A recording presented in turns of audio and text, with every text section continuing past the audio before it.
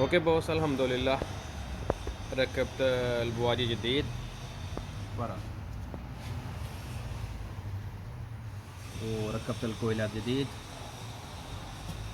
نظف لي هذا حق الراس حق الهواء، وبقيت 3 بواجي لقدام. وإن شاء الله الحين نطبق هذا الثلاجة، إن شاء الله كل أمور تمام بإذن الله. السلام عليكم. طال عمرك طويل. تغيير بواجي نيسان مكسيمة 6 سلندر 2014.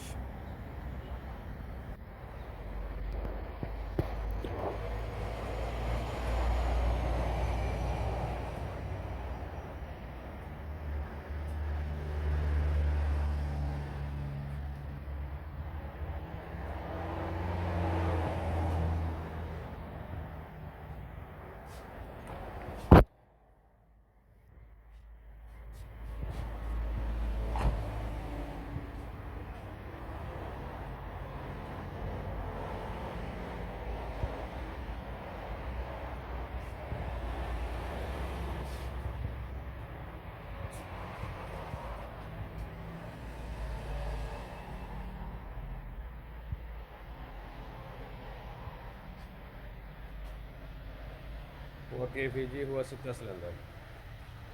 3 سلندر मुझे 3 لقدام من هنا، و3 سلندر يجي برا تحت الثلاجة ماكينة. هو كيف تشغيل؟ 1 2 3 4 5 و6، وباقي إن شاء الله بعد فك ما أدري بريك.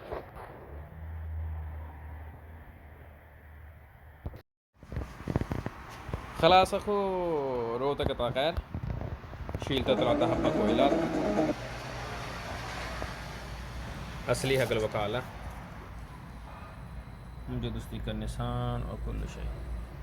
وطال عمرك طويل. شيلت 6 حبة بواجي بعد. هذا البواجي اوكي.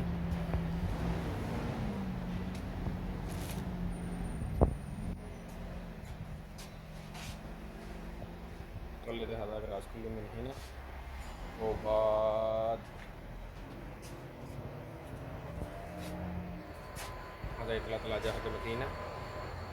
طال عمرك طويل. فك هذا حق الورا، هذا 3 حبة حق ورا، وهذا 3 حبة حق القدام. اوكي، فك لي هذا 3 حبة حق ورا. شفت هذا كويل كله مضوم من هنا. إيه. شفت هذا سمسم، هذا لاين كده، يعني هذا كله بواجي التماس وطلع كهرب برا. هذا كويل، هذا حق ورا من هنا مكان واحد.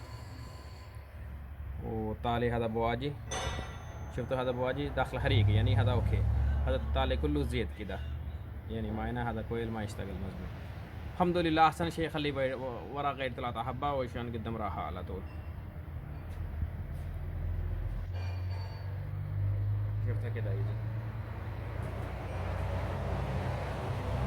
ترى فك هذا بواجي من ورا واجد ثقيل يفتح، وشكله ممكن من زمان ما في نفر غيري ولا متى غيري والله ما ادري. و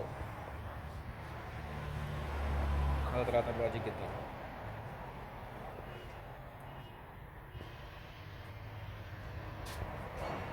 هنا غير هذا، وإن شاء الله بإذن الله كل أمور تمام.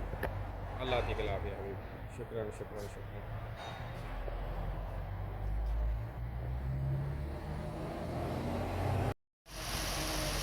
خلاص ما شاء الله. بعد خلص سيارة كده كده ما شاء الله. خلص صافي، أي حركة أي تغطية أي طبطبة كل شيء ما في. الحمد لله الحمد لله ثم الحمد لله.